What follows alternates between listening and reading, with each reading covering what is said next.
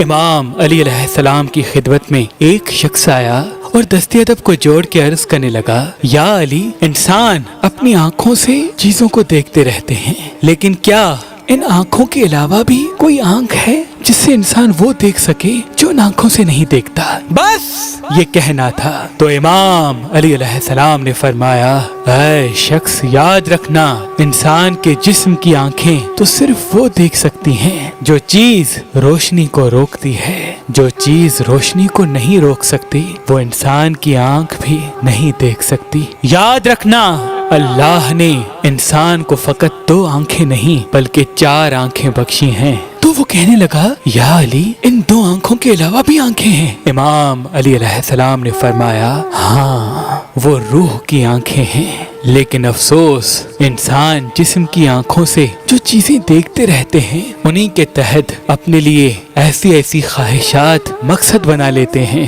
کہ وہ روح کی آنکھوں کو کھولنے کی زحمت تک نہیں کرتے۔ وہ کہنے لگا، یا علی، میں اپنی روح کی آنکھوں کو کھولنا چاہتا ہوں۔ بات جب یہاں تک پہنچی تو امام علی علیہ السلام نے فرمایا، روح کی آنکھیں کھولنے کے لیے انسان کو عارف بننا پڑتا ہے، معرفت کے راستے پہ چلنا پڑتا ہے۔ یاد رکھنا، اگر تم اپنی روح کی آنکھوں کو کھولنا چاہتے ہو تو اپنے جسم کی خواہشات کو حقیر سمجھو، اپنے آپ کو دنیاوی لذت سے مبرہ کر دو۔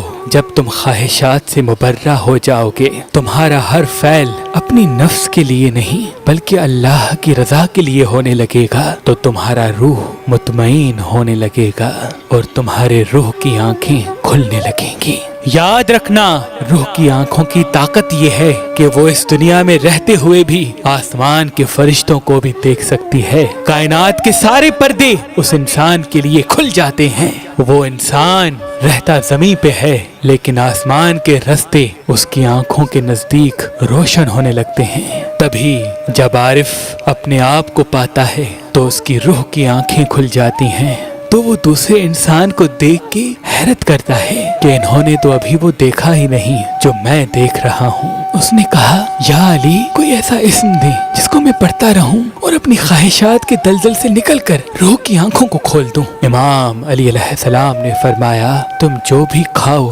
اللہ کا نام لے کے کھاؤ، اور جب بھی کھا لو تو اللہ کے شکر کو اپنے وجود سے ظاہر کرو۔